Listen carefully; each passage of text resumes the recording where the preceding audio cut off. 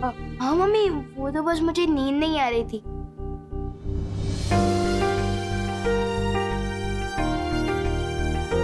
तू बिस्तर पे नहीं दिखा तो सारे घर में ढूंढा तुझे, नहीं मिला तो कितना डर गई थी मैं, जान निकल गई थी मेरी।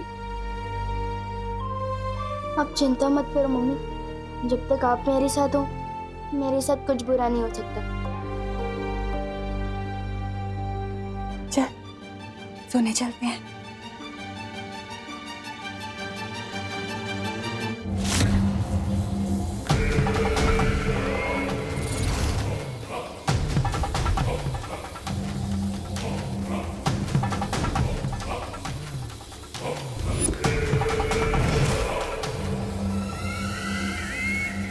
बस थोड़ी देर में भैरानी इस कभी ना होने वाले बालवीर को इस काल जल में डुबाएगी और काल जल को छूते ही वो बन जाएगा तिम्नासा का गुलाम कालवीर।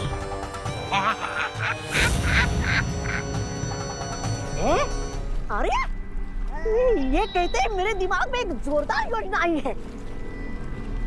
कैसी योजना? कि अगर तिम्नासा के बजाय मैं फटाक से जाके विमान को काल जल में डुबा दूंगा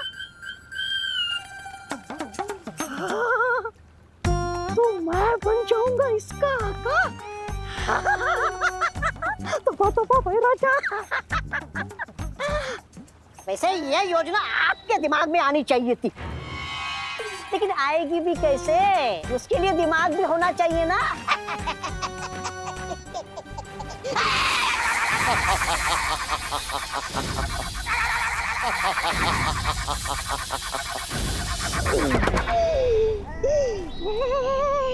बेवकूफ, इस रेखा को लांघने की कोशिश मत करना।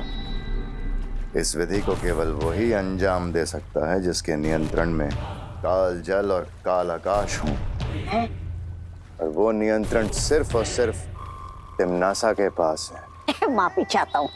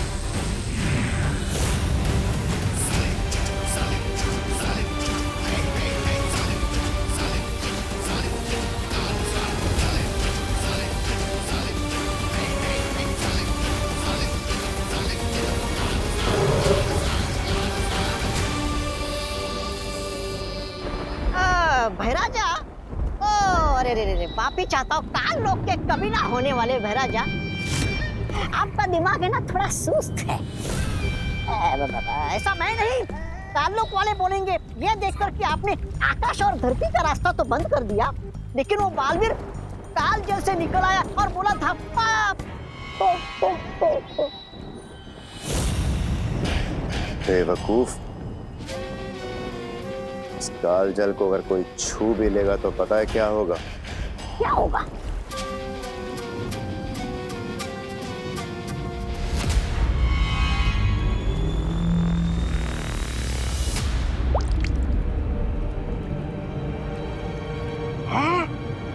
इस काल जल को छूते ही वो इंसान भाप बन जाएगा। हाँ? फिर तो ये उत्तराधिकारी थोड़ी देर में कालजल नहीं, भाप का बादल बनकर ऊपर मंडराएगा।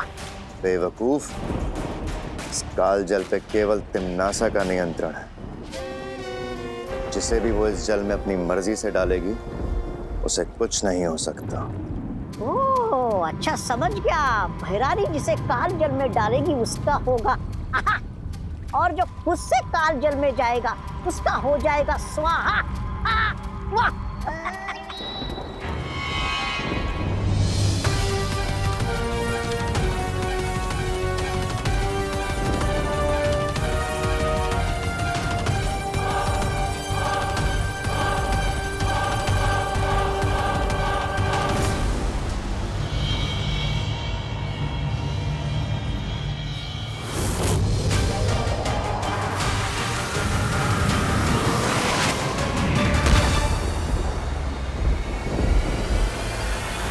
से बुलाया, बालवीर आया। काल लोग तो पहुंच गया, अब तुरंत ही विमान को लेकर यहां से निकलना होगा।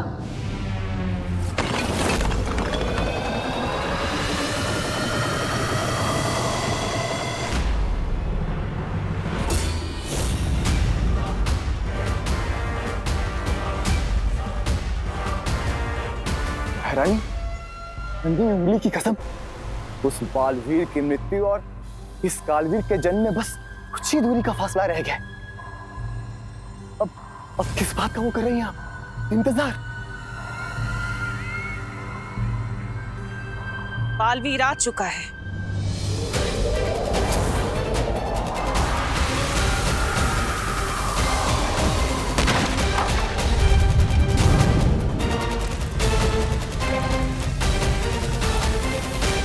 बालवीर?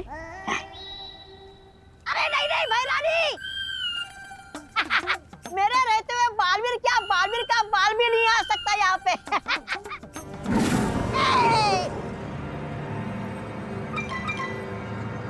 तिमनासा, चिंता मत करो, मैंने काल लोक के कोने कोने को मंत्रों से बांध दिया है। अगर बालवीर ने यहां कदम भी रखने की गलती करी तो बहुत पछताएगा, और अगर उसने उड़ के भागने की कोशिश की तो ये काल आकाश उसे भस्म कर देगा।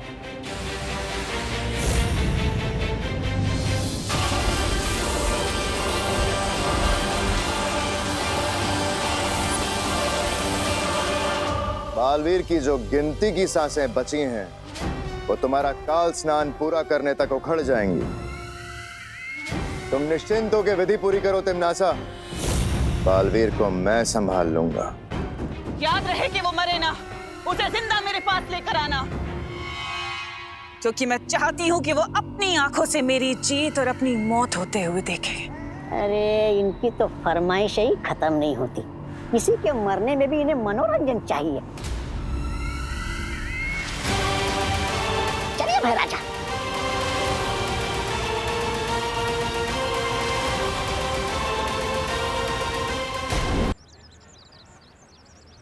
अरे छेड़ा, हाथ कैसा है? बस ठीक है काका। अरे बहुत खुश लग रहे हो, सारे के सारे दांत चमका रहे हो, एक दांत भी छोड़ा नहीं, क्या बात क्या है?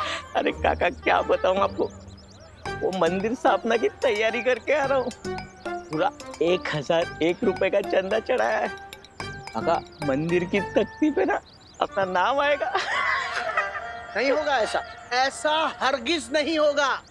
मंदिर ईश्वर की भक्ति और उनके आशीर्वाद से बनता है, चंदों से नहीं। मैं अभी जाके कमेटी में बात करता हूँ और सबकी तख्ती में से नाम निकलवाता हूँ। नहीं काका, सुनो तो सुनो। छेड़ा, बरसों बाद भारत नगर में मंदिर बना है, मंदिर में लोगों का नहीं सिर्फ भगवान का नाम होगा। बस। काका बात सामरो।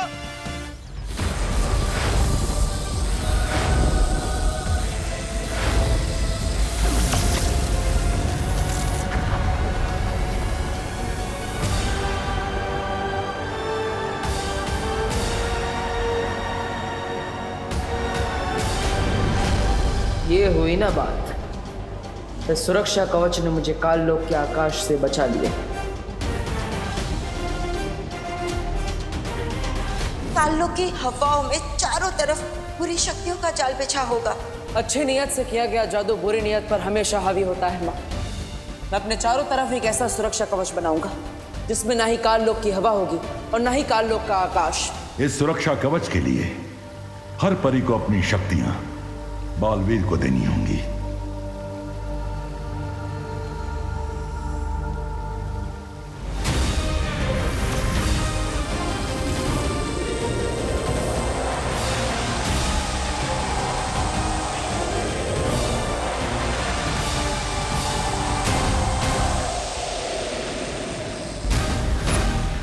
बहुत हुआ ये बिजली और धरती का खेल, अब जरा काल जल को ढूंढा जाए।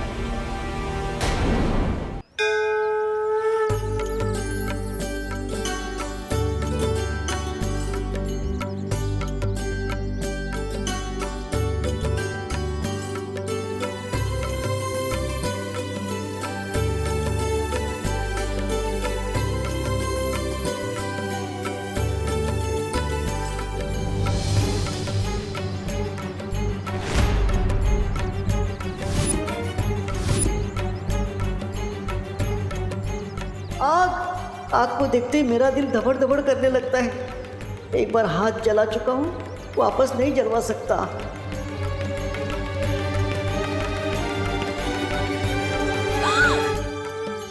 क्या? सॉरी मम्मी, वो हाथ से थाली फिसलने वाली थी। मैं हूं ना, डरो नहीं, पूजा करो ऐसे।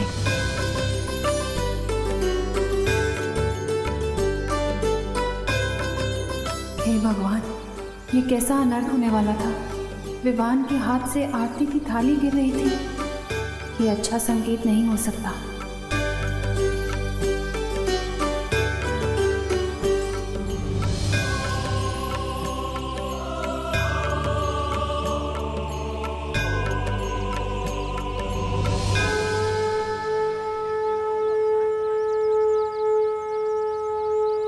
गणपति बप्पा मंगल मूर्ति।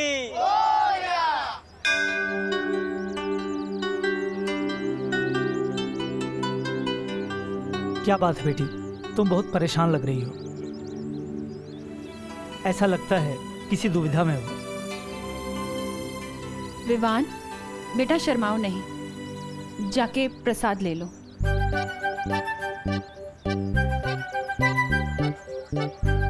हाँ, मोती चूर के लड्डू। लड्डू देखते ही मेरा दिल खुशी के मारे धबड़ धबड़ करने लगता है। समझे कि नहीं समझे? पंडित जी, वैसे तो विवान हमेशा मेरी आंखों के सामने रहता है, लेकिन पता नहीं क्यों कुछ ठीक नहीं लग रहा। मन बहुत बेचैन है। मुझे ऐसा लग रहा है जैसे मेरे विवान पर कोई बहुत बड़ी मुश्किल आने वाली है। माँ का दिल ऐसा ही होता है बेटा। तुम बस भगवान से प्रार्थना करो, वही तुम्हारी बेचैनी को दूर कर सकते हैं। जी।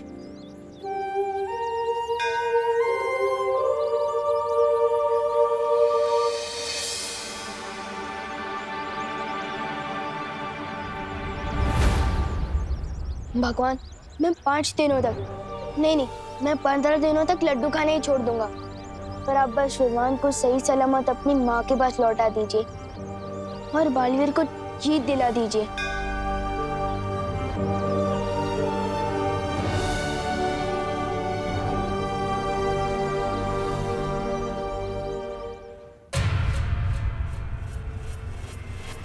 रुको।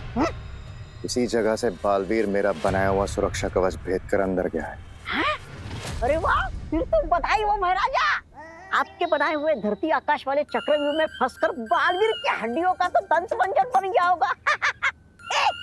बालवीर छाप दंत मंजन, वाह।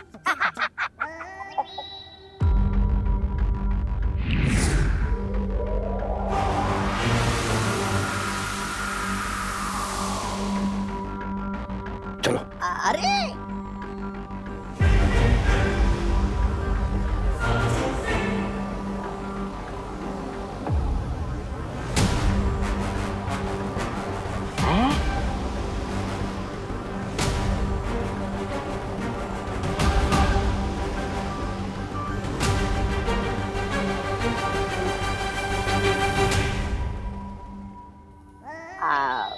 आपको देख के लग तो रहा है महाराजा कि आप कुछ सोच रहे, पर बिना दिमाग के सोचने में दिक्कत नहीं होती महाराजा।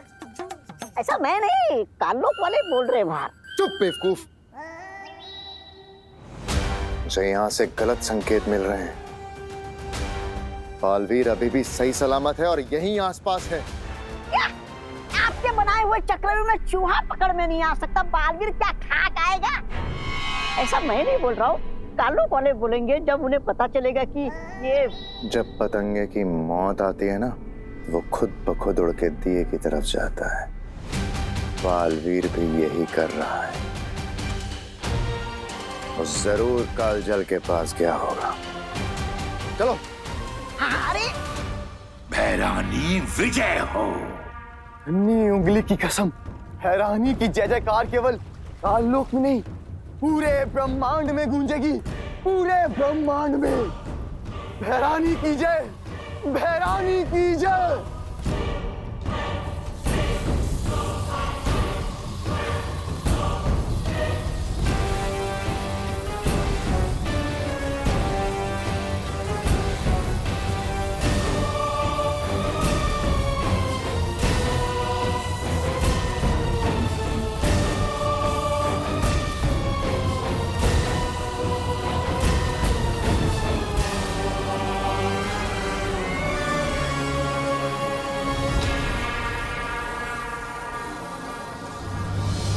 इससे पहले कि भगवान काल जल को छूए, मुझे तिम्नासा को रोकना होगा, और उसके लिए मुझे काल जल में किसी भी तरह जाना होगा। लेकिन कैसे बालवीर? काल जल के अंदर सुरक्षा कवच काम नहीं करता। मैं जानता हूँ ध्वनि परी, काल जल के अंदर सिर्फ तिम्नासा ही किसी को डाल सकती है, इसलिए मुझे कोई ऐसी तरकीब लगानी होगी कि तिम्नासा मुझे खुद उस काल जल के अंदर ले जाए। अब या तो ये तरकीब काम करेगी या फिर ये मेरी आखिरी तरकीब होगी।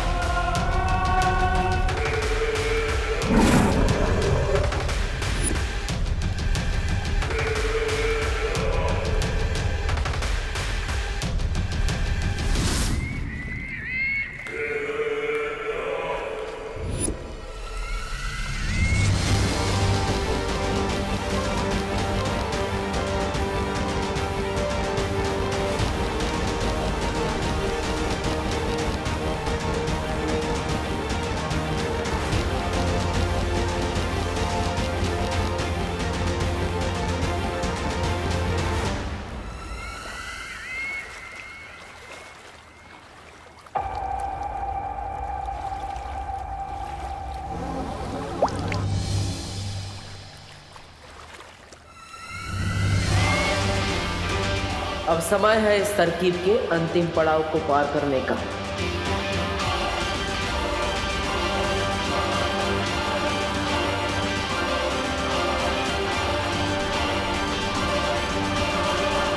अक्रूर,